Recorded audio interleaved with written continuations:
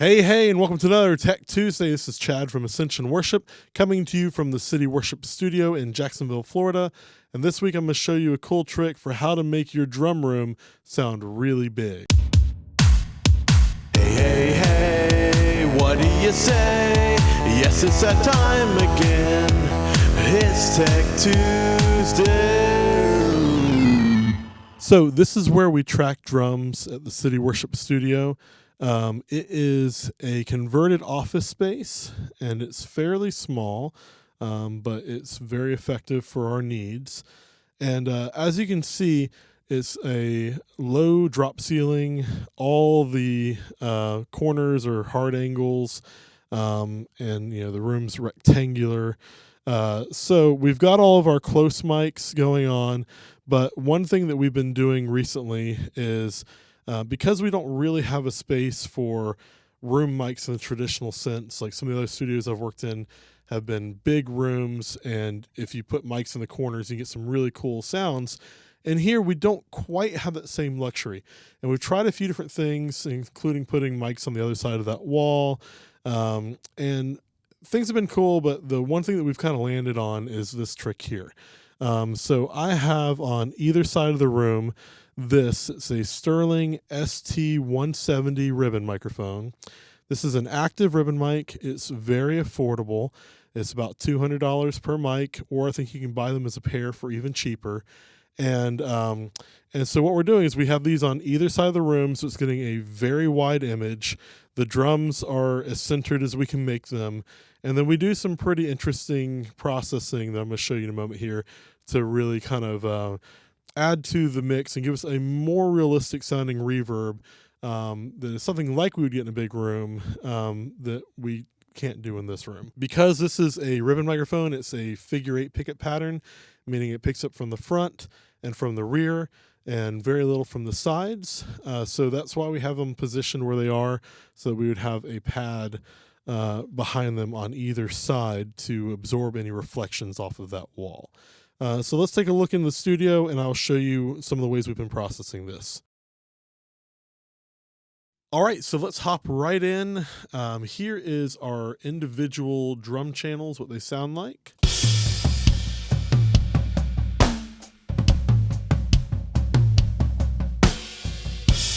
And that's with minimal processing. It's just what we needed for when we were tracking them. So don't judge me. And don't judge him. Nothing's been edited either. Here are our room mics, as I mentioned earlier. These are a pair of ribbon mics on the extreme sides of the room. So listen especially for the stereo panning of the toms. You should notice that the floor tom is really heavy in the right-hand channel, as if you were in the room, as the drummer, basically. But extreme. This is going to be very important later on.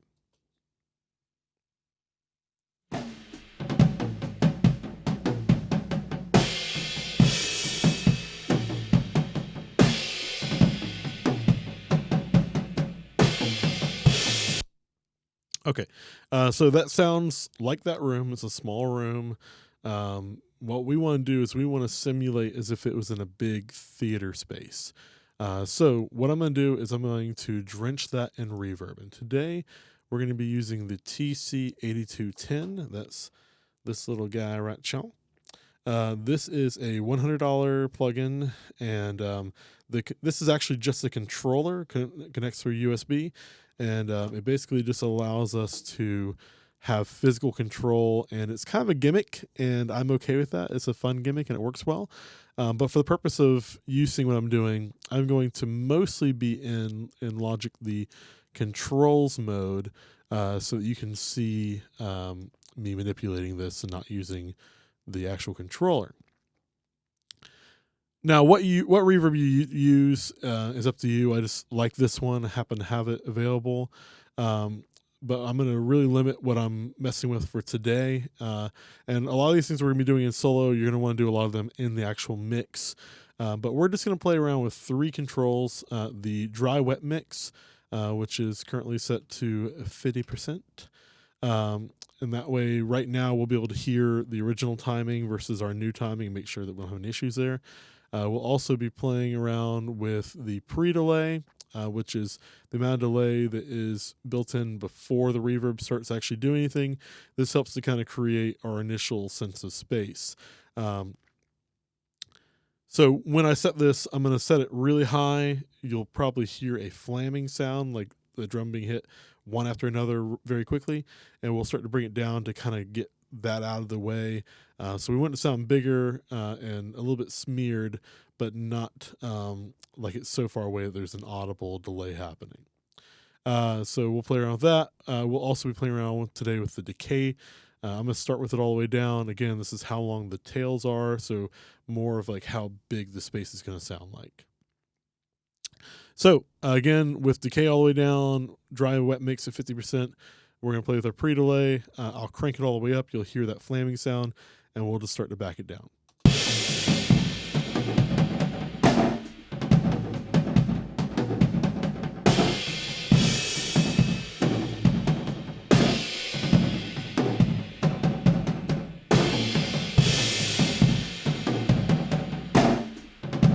Here's all the way to 0.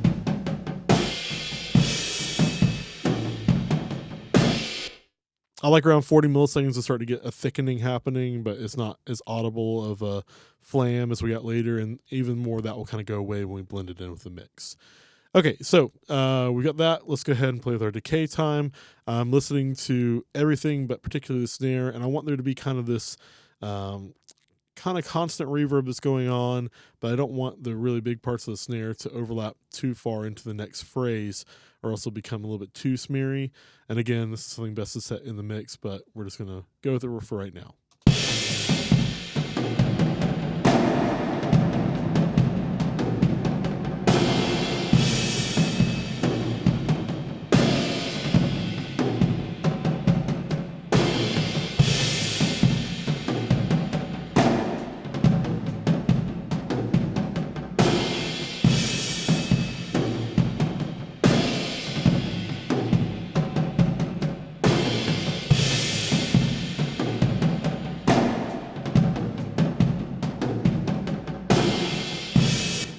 Kind of like right around there. Now, this is just a scale of 0 to 100. So to put that in perspective, 4.7 is pretty spot on at 2 seconds of decay time in this particular version. And some of that might change in a moment here. So let's take our dry mix and crank it up to 100.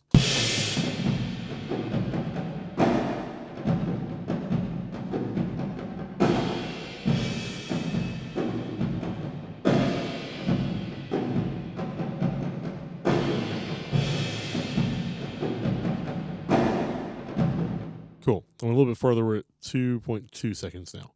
Okay, so now that we have that, and I'm kind of basing this off of times I've actually been in a theater with the PA off, drummer playing, maybe I'm sitting in the corner, so I'm not getting direct sound from the drum kit, but what it's kind of sounding like just floating around the room is kind of my goal for what this sound is. So now that I feel like we're pretty well there, I'm going to treat it like I would if I actually had a mic in that corner, and I'm going to compress a snot out of it. And I'm going to use the Waves Studio Rack, which is just a host. In that host, we're going to have the Waves SSL Channel Strip.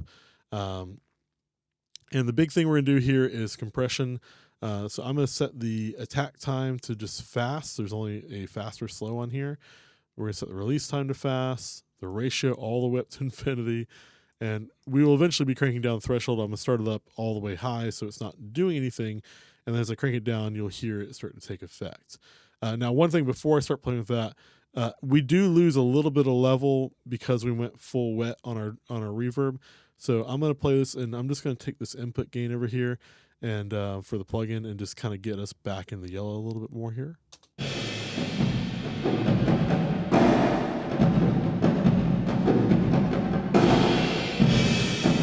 Cool. Okay, so again, I'm going to crank down the threshold. You're going to hear it become a hot, distorted mess. It's going to be very rock and roll, but it's going to be just mangled. And as I raise the threshold back up, we'll start to get some of the life and original dynamics back in, but it's still going to be distorted and hot. We're just going to kind of meet in the middle.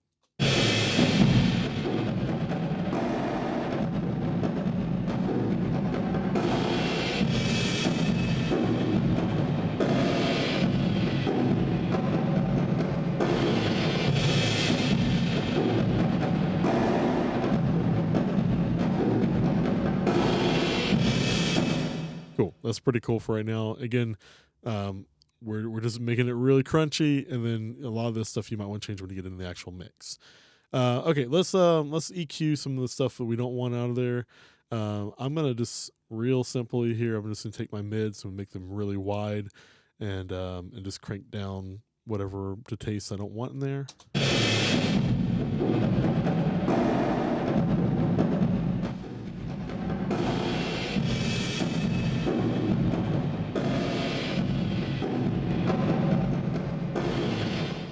Okay, we'll use our filters to kind of get some of the very brittle top end out and maybe some of the very bottom end. I want to make sure I reserve as much low end for my individual kick mic as possible. It's kind of the goal here.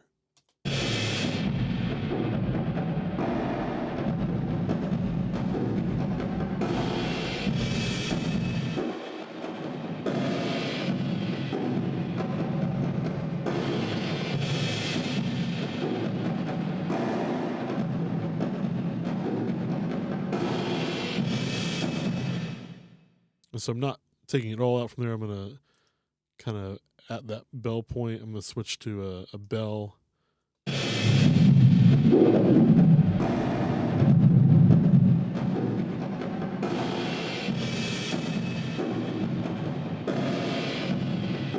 So before the EQ,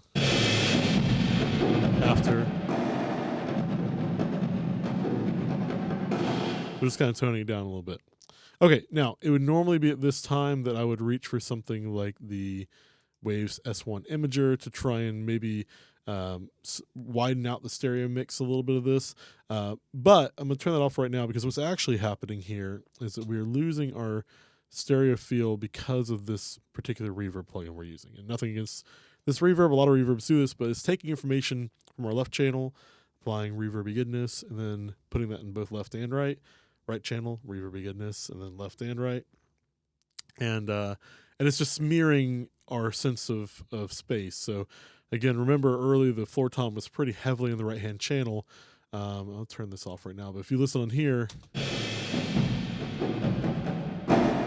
it's not super obvious that the floor tom's in the right-hand channel. And the reason why is, again, because it's a stereo plugin. So what we're going to do is we're going to change it into a dual mono. But before I do that, because I'm decently happy with these results at the moment, is I'm going to take what we've done here and I'm going to save it. So I'm going to overwrite this plugin here, this preset called Faux Drum Room. Okay, and now in Logic, I'm going to go to my plugin and change it to dual mono. And when I do that, you see now we have a left and a right plugin, and we're going to load that Faux Drum Room into both of those. And now listen to the floor tom again.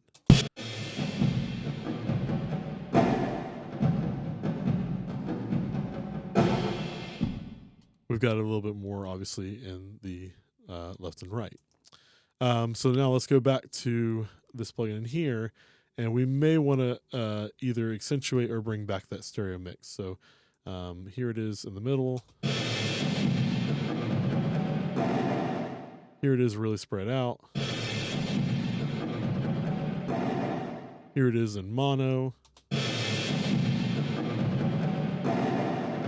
So I think what I want to do is just kind of make it a little bit more mono.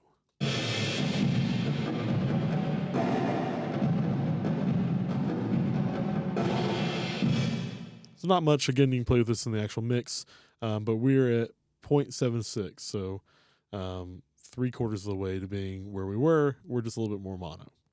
Okay, so we've done all that. So here's what we had to begin with. Add reverb. Add compression, EQ, and stereo.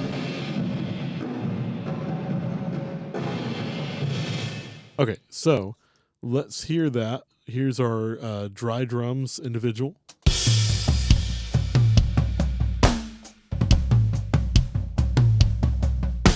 I'm going to crank in the reverb. It's going to be obviously too much, and we'll pull it back. And the goal is to kind of have this underlying room sound, but that never really sticks out too terribly much. You can always automate that in sections as you want. too much.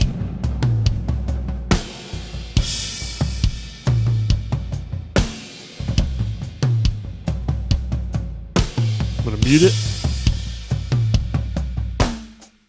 Back in.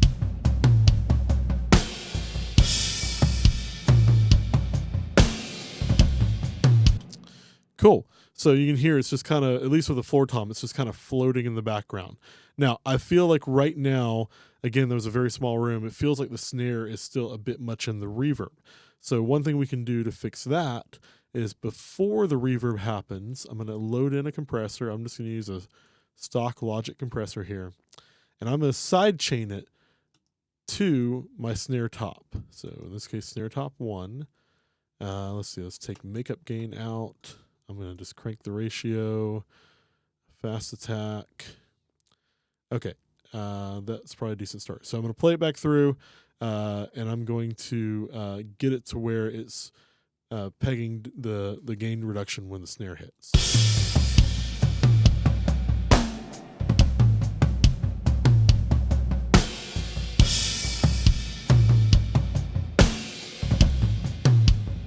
Okay, so when the snare hits, the reverb channel is turning down, so I'll get to where you can just hear it. So here's with nothing on there. Here's with it just compressing the snare.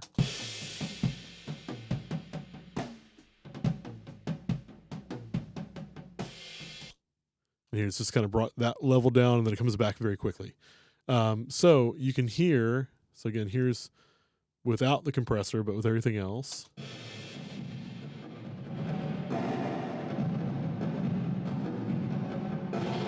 Add that compressor back in.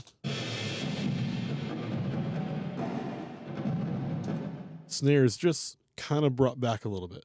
So now let's hear that in the mix.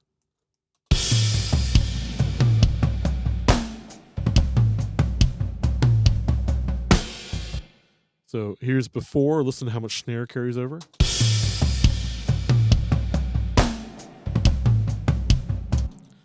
And then after. It's a lot more tame sounding. And there you go. That is our faux drum room sound. So again, before, here's with those channels in the mix.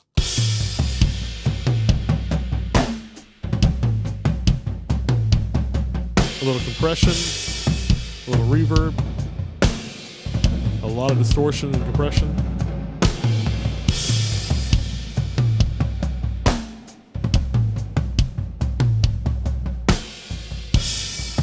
Before, after.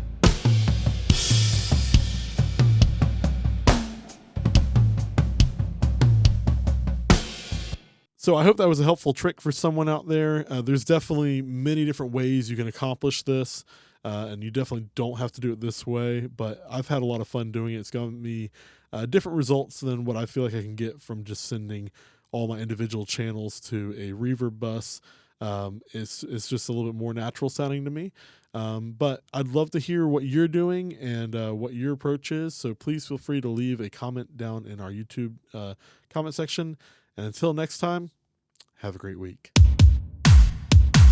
Again, this is Chad from Ascension Worship. I hope this has been helpful for you and your team. Come back here every Tuesday for new information.